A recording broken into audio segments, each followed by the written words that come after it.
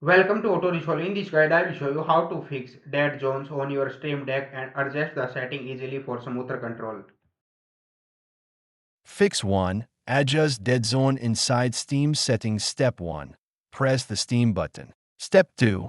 Go to Settings. Step 3. Select Controller. Step 4. Choose Calibration and Advanced Settings. Step 5. Adjust the left stick dead zone and right stick dead zone sliders. Step 6. Test movement and lower the dead zone until drift stops. Fix 2. Calibrate sticks manually. Step 1. Open Steam Settings. Step 2. Go to Controller. Step 3.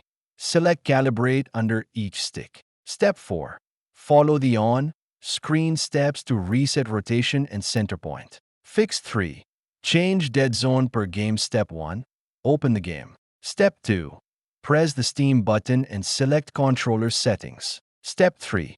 Scroll to Joystick Dead Zone. Step 4. Reduce or increase it depending on your drift or responsiveness.